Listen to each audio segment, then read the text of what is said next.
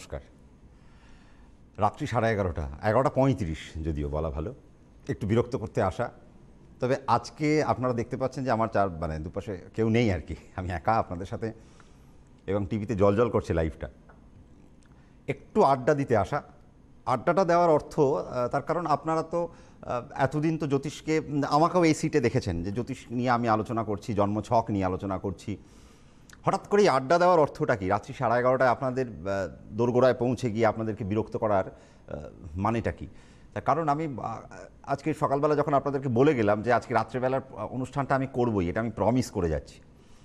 তো আমার যেতে যেতে আমার মনে হলো কোথাও না কোথাও আজকে একটু আড্ডা দিলে মনে হয় একটু বেশি ভালো হয়। কারণ এক তো শীতের রাত, আপনারা হয়তো কেউ চাদরের তলায় চাদর মুড়ি দিয়ে সোয়েটার গরম জামা পরে হয়তো আমার অনুষ্ঠানটা দেখছেন দূর দূরান্ত থেকে, বহু দূরে। কিন্তু আমার কোথাও মনে হলো যে জ্যোতিষকে তো আমরা এতদিন ধরে শুধু একটা সাবজেক্টিভ, অর্থাৎ এই ছকে অ্যানালিটিক্যাল একটা পার্টে রেখে এতদিন আলোচনা করেছি। আপনারা ফোন করেছেন, আমি একটা ডেট অফ বার্থ ডাটা আপনারা দিয়েছেন, সেই ডাটা কালেক্ট করে আমি এখানে পুট করে আপনার রাশিচক্র পুরো আলোচনা করেছি, চরণ করণ পায়া তিথি অমুক তমুক সব খুব ভালো। কিন্তু ঘটনা হলো আমি আজকে বোঝাতে চাইলাম যে একটু ভাবলাম যে জ্যোতিষকে যদি আপনাদের সাথে একটা শিক্ষামূলক বা একটা ছোট একটা রুচিশীল যদি একটা জায়গায় একটা ছোট আড্ডার আঙ্গিকে জ্যোতিষকে আপনার জীবনের সাথে কানেক্ট কিভাবে করানো যায়, ছোট ছোট ছোট ছোট পার্টে যদি আমরা ছোট ছোট করে গল্প করতে করতে এগোই, যে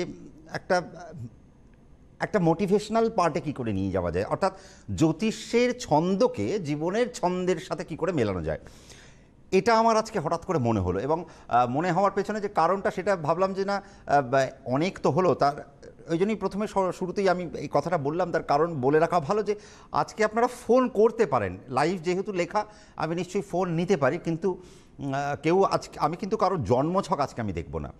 আপনার যদি জ্যোতিষ বিষয়ক কোনো প্রশ্ন আপনার কাছে থাকে, আপনি কি জানতে চাইছেন বা কেন আপনার কি ইন্টারেস্ট, বা আরও একটা জিনিস বলে রাখা ভালো যে আমার আজকের এই অনুষ্ঠান আপনার জীবনকে বা আপনাকে কতটা হেল্প করলো, কতটা সাহায্য করলো।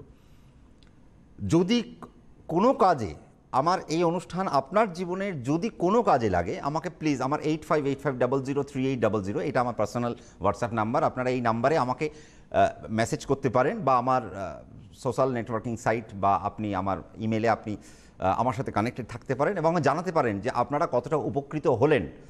যদি জানাতে পারেন এবং আপনারা যদি সত্যি উপকার পেয়ে থাকেন, তাহলে আমি পরবর্তীকালে এটাকে নিয়ে আরও বেশি ডিজাইন করার কথা ভাববো। কেন ভাববো না, আজকে জ্যোতিষকে নিয়ে আমি বারবার আপনাদেরকে বলি জ্যোতিষকে মোটিভেশনাল পার্টে আনতে হবে। আমরা তো মাথা তো আপনাদের খারাপ হয়ে যায়, সারাদিন রেমিডির কথা, সারাদিন নেগেটিভ ইম্প্যাক্ট, আপনার জন্মছকে এইটা খারাপ, আপনার ছেলের এইটা ভালো না, আপনার এইটা ভালো না, আপনার মেয়ের এটা ভালো না, ওর বিবাহ জীবন হবে না।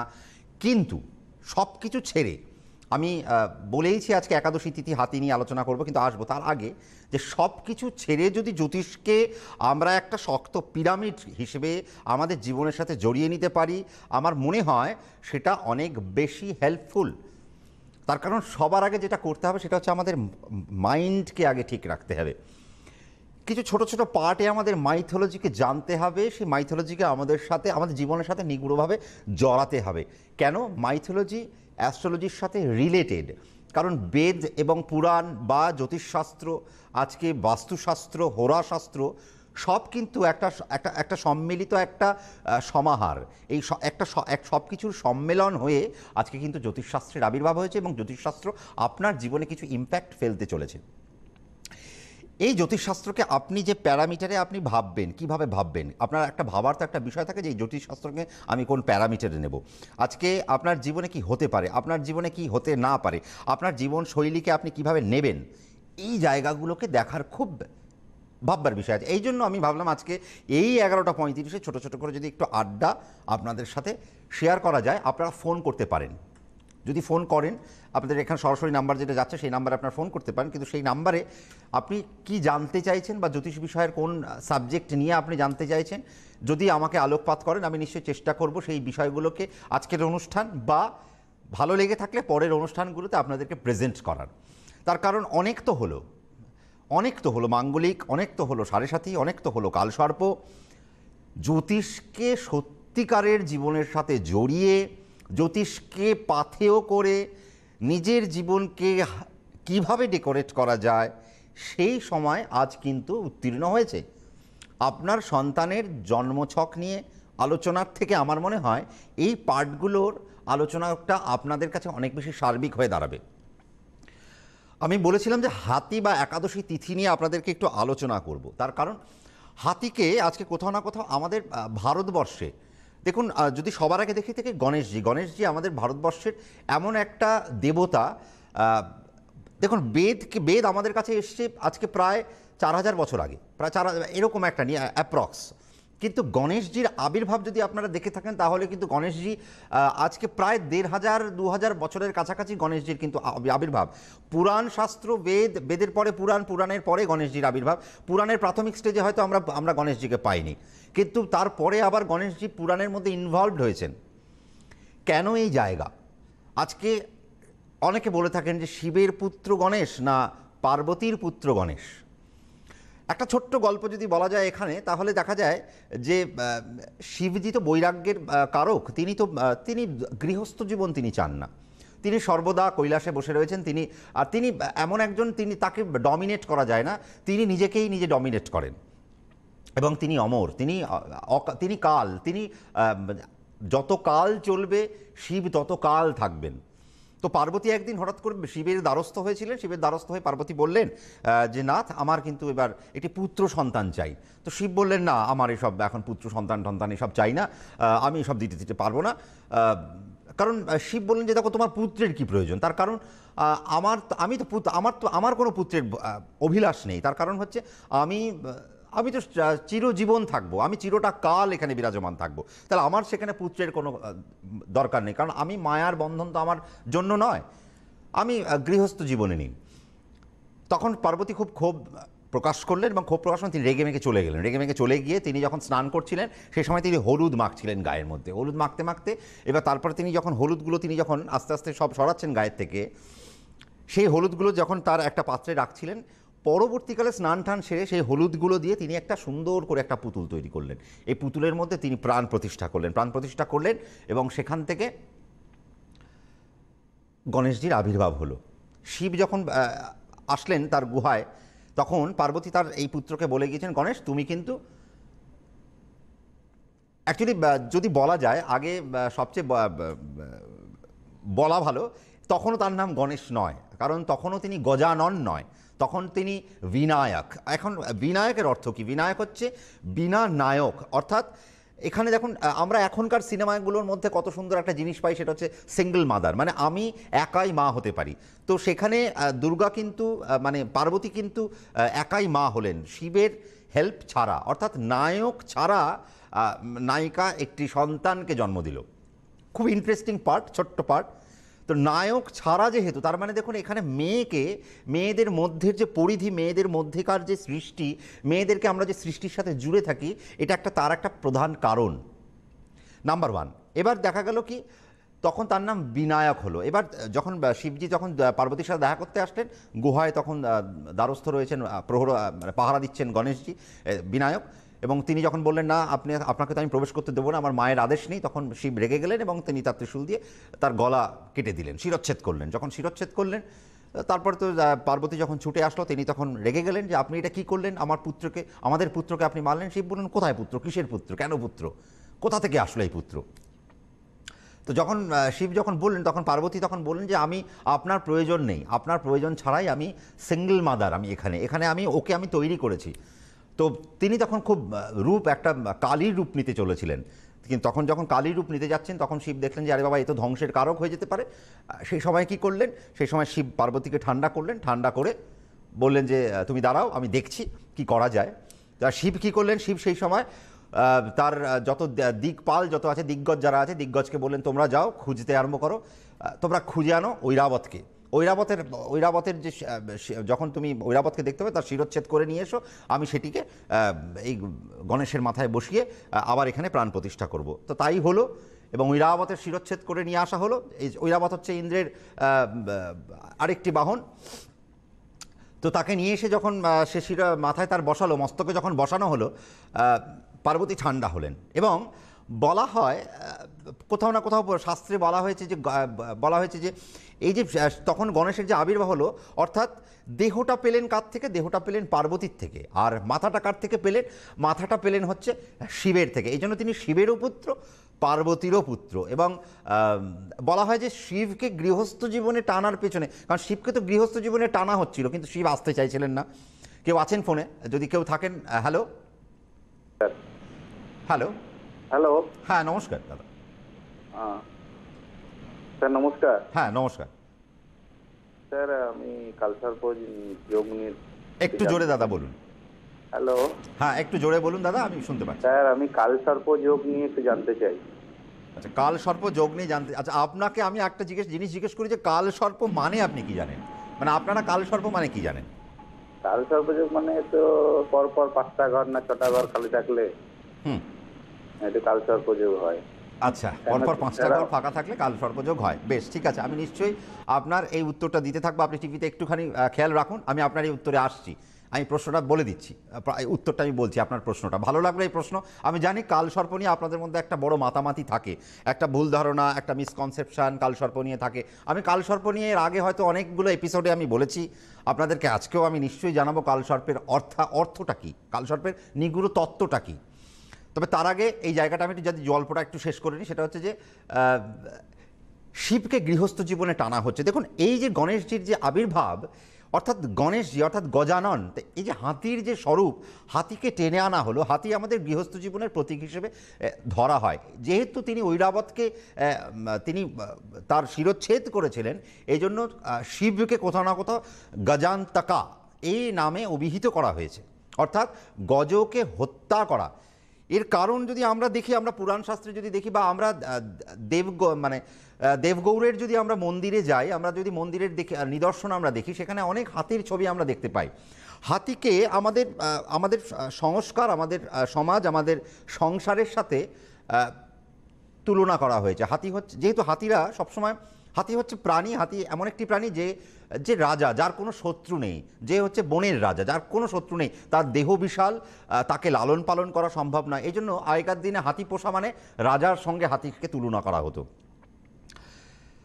তা যখন আমরা দেবগৌড়ার মন্দিরে যখন আমরা পৌঁছে যাই, তখন দেখি সেখানে একটা সুন্দর নিদর্শন থাকে যে হাতি কোথাও না হাতির সাথে বিষ্ণুর একটা গল্প চলে আসে। যে হাতি একটি পুষ্করিণীর মধ্যে যায়, এবং সে যখন পুষ্করিণীর মধ্যে জল খাচ্ছে, তার একটি পা নাগের কবলে চলে যায়। একটি নাগ তার পাকে আঁকড়ে ধরে রাখে, এবং সেখানে বিষ্ণু সে হাতিকে উদ্ধার করার জন্য তিনি অবতার রূপে সেখানে প্রকট হন, এবং বিষ্ণু সেই হাতিকে সেই নাগের মস্তক থেকে, অর্থাৎ নাগের সেই গ্রাস থেকে তিনি তাকে উদ্ধার করলেন। এটার একটা সামাজিক একটা ইম্প্যাক্ট দেওয়া হয়েছে। এই ইম্প্যাক্টটা কীরকম জানেন? সেটা হচ্ছে যে, অর্থাৎ সংসারের যে মায়াজাল, এই সংসারের মায়াজালের মধ্যে হাতি ফেসে রয়েছেন, তাকে সেই জায়গা থেকে উদ্ধার করা ছিল বিষ্ণুর কাজ। তো এই যে ছোট ছোটগুলো গল্প, কেন আমি এই গল্পগুলো বলছি, তার কারণ হচ্ছে একাদশী তিথি আজকে নিয়ে আমি আপনাদেরকে আলোচনা করব বলেছিলাম। তো একাদশী তিথির মালিক হলেন ব্রহ্মা, একাদশী তিথির মেন মালিক হলেন কুবের। তার কারণ ব্রহ্মার মুখ থেকে কুবেরজি, তিনি তো একটা ধনলক্ষ্মী বলা, মানে ধনের দেবতা বলা হয়। ধনলক্ষ্মী যেমন একদিকে থাকে, ধনদেবতা আরেকজন থাকে, কারণ আমাদের গডেস এবং গড দুটোই তো প্যারালাল। তো কুবের একাদশী তিথিকে রিপ্রেজেন্ট করে। এই একাদশী তিথির মধ্যে একটা ভালো সাইড আছে, একটা ভালো দিক আছে। সেই দিকটি কি জানেন? সেটা হলো যে এরা ধনশালী হয়, এরা প্রচণ্ড কনজারভেটিভ হয়, এরা অত্যন্ত ধার্মিক হয়, এদের মধ্যে সেন্স অফ হিউমার অত্যন্ত বেশি, এরা অত্যন্ত বুদ্ধিমত্তা হয়। তবে শুক্লপক্ষের একাদশী এবং কৃষ্ণপক্ষের একাদশীর মধ্যে আকাশ আর পাতাল তফাৎ রয়েছে।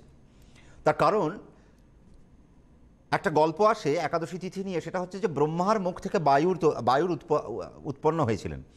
তো বায়ু যখন উৎপন্ন হয়, বায়ু তো মুভেবল, সে তো সর্বদিক থেকে তার চারিদিকে সে ঘুরে বেড়ায়, সে এক জায়গায় কখনো স্থির থাকে না। এবং বায়ুর যখন প্রবল ভাব নেয়, তখন ঝড় হয়, তখন হয়তো স্টোন ক্ল্যাশ হয়, অর্থাৎ মানে পাহাড় ভেঙে পড়ে। তো এই যে জায়গাগুলো, এবং গাছেরা নষ্ট হয়, তো একটা সময় দেখা যাচ্ছিল যে কোথাও না কোথাও কোথাও ব্রহ্মা খুব সুন্দর করে তপস্যা করছিলেন, তিনি ধ্যানে মগ্ন ছিলেন। সেই সময় গিয়ে বায়ু তাকে খুব ডিস্টার্ব করেন, এবং যেহেতু তিনি বায়ুর পিতা, মানে যেহেতু তার মুখ থেকে তিনি আবির্ভাব, তিনি বায়ুকে বলেন যে তুমি কুবেরের ধন সম্পদ, কুবের তো ধন সম্পদশালী একজন লোক, তিনি রাক্ষস কুলের একজন লোক, কিন্তু তিনি দেবতা, তবু তিনি দেবতা, তিনি রাবণের তার বড় ভাই। তো তিনি কি করেন না, তিনি কুবেরের ধন সম্পত্তিকে রক্ষা করবার জন্য বায়ুকে বলেন তুমি চলে যাও কুবেরের কাছে, এবং তুমি কুবেরের যে ধন সম্পত্তি আছে সেটাকে প্রিজার্ভ করো, সেটাকে প্রোটেক্ট করো। এজন্য বায়ু কোণে সবসময় কুবেরজি অবস্থান করেন। আমরা সব সাধারণত বাস্তুর মধ্যে পেয়ে থাকি। একাদশী তিথি কিন্তু যেহেতু কুবের, তো একাদশী তিথির মধ্যে এই বায়ুর ব্যাপারটা অনেক বেশি। আজকে দেখুন, আমি ছোট ছোট কেন আড্ডাগুলো দিতে চাইছিলাম, তার কারণ হচ্ছে এই জিনিসগুলোকে আমাদেরকে লোকেট করাতে হবে। যতক্ষণ না আমরা এই জিনিসগুলোকে লোকেট করব, আমরা আমাদের জীবনকে আমরা ডেভেলপ করতে পারবো না। বেসিক্যালি আপনারা অ্যাস্ট্রোলজারের কাছে আসেন, অ্যাস্ট্রোলজারের কাছে এসে নানাবিধ আলোচনা, নানাবিধ কথা শোনেন, নানা দোষ শোনেন, নানা ত্রুটি শোনেন। পজিটিভ কতটা শোনেন আই হ্যাভ ডাউট, তার কারণ কোথাও না কোথাও পজিটিভ আস্তে আস্তে হারিয়ে যাচ্ছে। আমার মাস্টারমশাই বলতেন একটা কথা, যে যত তুমি পজিটিভ বলবে তত তুমি পজিটিভ পাবে, যত তুমি নেগেটিভ বলবে তত তুমি নেগেটিভ ইনকাম করবে, নেগেটিভকে তুমি তত অর্জন করবে। আজকে দেখুন, আজকে একটা বাচ্চা ছেলে যদি আমার কাছে আসে, তাকে যদি আমি বলি বাবা তুমি তো ভালো করে পড়াশোনা করছো না, তোমার দ্বারা কিছু হবে না, তোমার এইটা হবে না, তার মাকে বললাম আপনার ছেলের যদি এত টাকার রেমেডি না করেন আপনার ছেলে গোল্লায় চলে যাবে, যেগুলো আপনারা শুনে শুনে সাধারণভাবে অভ্যস্ত, তারা এই জায়গাটাকে একটা প্রোডাকশনের জায়গায় আনে না। অর্থাৎ এই যে দেখুন, আমি যে গণেশজির কথাটা বললাম, শিব আর পার্বতীকে যে মেলানোর গল্পের পেছনে কিন্তু গণেশজির হাত, একটি হাতির একটা কারসাজি রয়েছে, ঐরাবতের সেখানে একটা কারসাজি রয়েছে। তো আজকে কোথাও না কোথাও সেই মা বাবার সামনে যখন দাঁড়িয়ে আমি যদি সেই সন্তানটাকে যদি সন্তানের সম্বন্ধে যদি আমি নেগেটিভ ইম্প্যাক্ট যদি তাকে আমি দিতে থাকি, তখন কি হবে, সে সন্তানের মধ্যে কি হবে যে না আমি জীবনে দাদা কিছু করতে পারবো না, তার মাকে বলবে তুমি একটা বাজে অ্যাস্ট্রোলজারের কাছে আমাকে নিয়ে গেলাম, এসব বিশ্বাস করি না, আমার এইসব ভালো লাগে না। সমস্যাটা হয়ে যায় কি এইটাই, যে জ্যোতিষকে কোথাও না কোথাও তারা কদর্য রূপে নিতে আরম্ভ করে, তারা ইনহেরিট করতে আরম্ভ, ছোটোবেলা থেকে তাদের মধ্যে এই একটা বিতৃষ্ণা জন্মাতে থাকে, কিন্তু সেটা যেন না হয় সেটা সবার আগে দেখতে হয়। এই একাদশী তিথির যেহেতু মালিক হলেন কুবেরজি এবং বায়ু, তাই সবচেয়ে বড় কথা যেটা এদেরকে সবার আগে যেটা দেখতে হবে, এদের টেনাসিটিকে, এদের পেশেন্সকে অনেক হাই করতে হবে। আজকে গড়িয়াহাট যখন আমি চেম্বার করছিলাম, আমি ঠিক একটি বাচ্চার ক্ষেত্রে আমি ঠিক একই কথা বললাম, যে ওকে অবজার্ভ করুন। তার মা এসে আমাকে বললেন আমার ছেলে কি ডাক্তার হবে, আমি বললাম না, আপনার লাইনে তো আমি নিয়েই যাব না, তার কারণ ছেলেটির বয়স মাত্র 12 বছর, তার এখনও অনেক পথ চলা বাকি আছে। এবার আপনি অবজার্ভ করুন ওর কোন দিকে ভালো। তবে ছেলেটির যেহেতু অশ্লেষা নক্ষত্র ছিল, আমি বললাম দেখুন এর একটা টেকনিক্যাল একটা জায়গা, অনেক কল্পনার জগতে তার একটা বিচরণ করার একটা ক্ষেত্র থাকবে। সে সবসময় টেকনিক্যাল বা তার একটা ল্যাপটপ ওরিয়েন্টেড কাজ, গ্রাফিক্স ওরিয়েন্টেড কাজ তার মধ্যে একটা থাকবে। তখন ভদ্রমহিলা আমাকে বলেন দাদা সত্যি তাই, ও এখন আয়রন ম্যান, স্পাইডারম্যান, তারপরে আরও যত হাল্ক বা ওই যেগুলো কি বলে ওই টেকনিক্যাল ওরিয়েন্টেড কিছু ছবি ও আঁকে সবসময়, বাড়িতে বসে থাকে, বা স্কুলেও নাকি ওর গার্জিয়ান কল হয়েছে যে ও নাকি খুব বেশি পরিমাণে টেকনিক্যাল ওরিয়েন্টেড ছবি আঁকে। তো আমি বললাম দেখুন এটা তো ওর প্লাস পয়েন্ট হতে পারে, তো আপনি এই জায়গাটাকে অবজার্ভ করুন, ওর এটা আরও কতদিন ভালো লাগছে। এটা যদি ওর সত্যি ভালো লেগে থাকে তাহলে এই জায়গা থেকে আপনি একটা ভালো ফিডব্যাক ওর জীবনে পাবেন।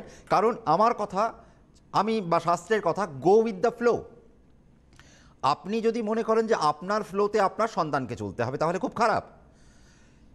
আপনার সন্তান কি চাইছে সেই ঢেউতে যদি আপনি যেতে চান, তাহলে আমার মনে হয় সেটা খুব ভালো হয়।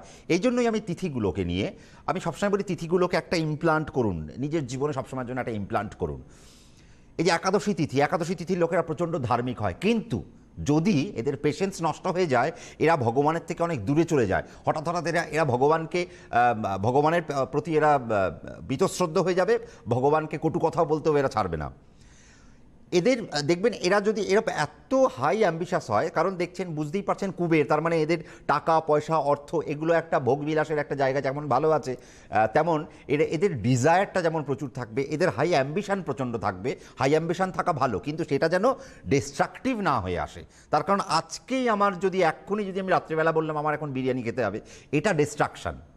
আমি বিরিয়ানি পছন্দ করি, বাট আজকে এক্ষুনি না খেয়ে সেটা যদি আমি একটু ওয়েট করে কি যদি কালকে খাই, কালকে দুপুর গড়িয়ে যদি রাত্রেবেলা খাই, তাহলে আমার মনে হয় সেটা আমার দেহের পক্ষে ভালো, আমার পাকস্থলীর জন্য ভালো। তো এই যে এই বিষয়টা একাদশী তিথির মধ্যে থাকে না সাধারণত। এবার দেখে নিতে হবে যে একাদশী, তার কারণ একাদশী যেহেতু ধনসম্পদশালী হয়, এদের ম্যারিড লাইফটা একটু নষ্ট হতে পারে।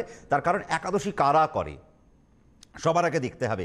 এবং দেখুন কুবেরের যদি আপনি জীবন দেখেন, সে স্বর্ণ সাম্রাজ্যকে রাবণের হাতে তুলে দিয়ে সে অন্য জায়গায় চলে যায়। অর্থাৎ গোছানো সংসার, এটাকে যদি আমি এইভাবে বলি, সাজানো বাগান বা সাজানো সংসারকে তাকে ত্যাগ করে দিয়ে এদেরকে অন্য জায়গায় চলে যেতে হবে। তার কারণ এটা প্রচণ্ড ধার্মিক। তার মানে এদের মধ্যে সন্ন্যাস নেবার প্রবণতা, এদের মধ্যে আধ্যাত্মিকতা, এদের মধ্যে সম্পদকে ত্যাগ করে দিয়ে সন্ন্যাস জীবন যাপন করা এদের কাছে মামুলি ব্যাপার। তো এই যে এই টেন্ডেন্সিগুলো কোথাও না কোথাও বিবাহ জীবনের প্রতি ইম্প্যাক্ট পড়তে পারে। তাহলে আমাকে সেই জায়গায় সুন্দরভাবে সতর্ক থাকতে হবে। How to decorate my married life, কীভাবে আমি আমার ম্যারিড লাইফকে সাজাবো। এবার দেখুন একটা বৈধব্য যোগ বলে আমাদের একটা কথা আছে, তো আমি এগুলো নিয়ে আলোচনা করবো না সাধারণভাবে, কিন্তু একাদশীর সাথে, কারণ আপনারা জানেন একাদশী কারা করে, তো একাদশীর সাথে এই একটা জিনিসের, এই একটা টার্মের একটা খুব ভালো রিলেশন আছে। তবে এদের বিবাহ জীবন নষ্ট হয় সাধারণত হাই অ্যাম্বিশনের জন্য, তাহলে হাই অ্যাম্বিশনকে দূরে সরাতে হবে। এদের বিবাহ জীবন নষ্ট হয় অত্যন্ত ভোগবিলাসের জন্য, সেটাকে দূরে সরাতে হবে। কিন্তু এটা কখন হবে? যদি সেটা কৃষ্ণ পক্ষের দিকে হয়। অবশ্যই এখানে শর্তাবলী প্রযোজ্য চরণ এবং করণ। একজন কলার আমাদের সাথে ছিলেন, আমি এই আলোচনায় থাকব, কিন্তু যেহেতু তাকে আমার সম্মান জানানোটা খুব দরকার, সে কলার আমার থেকে শুনতে চাইলেন, তিনি ভদ্রলোক শুনতে চাইলেন কি না, কালসর্প। আপনাদেরকে বলে রাখা ভালো, কালসর্পের ভয় আপনাদের সবার মধ্যে রয়েছে। শুধু আমাদের এই ইস্ট ইন্ডিয়ানদের মধ্যে নয়, নর্থ ইস্টে চলে যান বা ইস্টে চলে যান, বা সারা ভারতবর্ষব্যাপী, বা সাউথ ইন্ডিয়ান বলুন বা ইস্ট ইন্ডিয়ান বলুন বা নর্থ ইন্ডিয়ান স্টাইল বলুন, প্রত্যেকটার এই ট্র্যাডিশনাল বলুন এবং অন্যান্য যে সমস্ত স্টাইল আছে, প্রত্যেকটা জায়গায় কালসর্পকে নিয়ে একটা গিমিক, একটা অস্ত্র, একটা ছোড়া হচ্ছে আপনাদের দিকে। এটার যেটা সমস্যা সেটা হচ্ছে যে কালসর্প মানে হচ্ছে রাহু যেখানে আমার অবস্থান করেন তার উল্টো দিকে কেতু অবস্থান করে। আমাদের তিনটি অ্যাক্সিস, এই তিনটি অ্যাক্সিসের আমি নাম আজকে এখন আর বললাম না, কোনোদিন সেটা আমি হয়তো বলবোও না। তবে একটা অ্যাক্সিস কুম্ভ রাশিতে থাকে, ফার্স্ট অ্যাক্সিস কুম্ভ রাশি থেকে শুরু করে বৃষ রাশিতে গিয়ে ফার্স্ট অ্যাক্সিস শেষ হয়, বৃষ থেকে কন্যা রাশিতে গিয়ে সেকেন্ড অ্যাক্সিস শেষ হয়, আবার কন্যা থেকে কুম্ভ রাশিতে গিয়ে থার্ড অ্যাক্সিস শেষ হয়, রাহু এবং কেতু। তবে বোঝা যায়, আপনারা যদি কালপুরুষের চিত্র দেখেন, যে একটি ভদ্রলোক দাঁড়িয়ে রয়েছেন, অর্থাৎ মাথাটা হলেন রাহু এবং তার যে বডি পার্ট সেটা হলো কেতু। যে দাদা আমাকে ফোন করেছিলেন তার উদ্দেশ্যে বলে, আপনি হয়তো টিভির পর্দায় এখনও রয়েছেন, আপনাকে বলে রাখা ভালো, কালসর্পটা আমাদের একটা বার্থ মোমেন্ট। অর্থাৎ কাল মানে হচ্ছে টাইমিং, সর্পকে কেতুর আকার দেওয়া হয়েছে, রাহুকে কাল বলা হয়। Rahu is equals to Shiva. তো রাহুকে যেহেতু কাল বলা হয়, অর্থাৎ তিনি হলেন টাইম, আর যেহেতু সর্পটা হলেন দেহ, তাহলে দেহের জন্ম হচ্ছে, তাহলে যে সময় একটি দেহের জন্ম হয় সেই সময়কে কালসর্প বলা হয়। আজকে ছোট ছোট আড্ডার সময়টা প্রায় শেষ হয়ে গেল। দাক্ষায় ভর্তির জন্য আপনারা আবেদন করতে পারেন, যারা আমার কাছ থেকে সরাসরি জ্যোতিষটা শিখতে চাইছেন, তার কিছু ক্রাইটেরিয়া আছে। তবে আপনাদের কতটা ভালো লাগলো এবং আপনাদের কতটা মনোপুত হলো, কিছু আমি কি আপনাদেরকে উপকারে আনতে পারলাম কিনা, যদি জানান খুব বাধিত থাকবো। আপনারা আমাকে মেসেজ করতে থাকুন। আজকে রাতের মতো এখানে শেষ করলাম। সকলে ভালো থাকুন। Good night. Daksha mythic world of astrology, মাইথোলজির বিজ্ঞানসম্মত তথ্য জেনে আদি সনাতন জ্যোতিষ শেখার একমাত্র প্রতিষ্ঠান দক্ষা। বাস্তু, হোরা, সংখ্যাতত্ত্ব ইত্যাদি শিখতে যোগাযোগ করুন 9051451482, 9830281718, শাখা দক্ষিণেশ্বর, শ্যামবাজার, শিলিগুড়ি। বিশদ জানতে হোয়াটসঅ্যাপ করুন 8585003800 এই নম্বরে।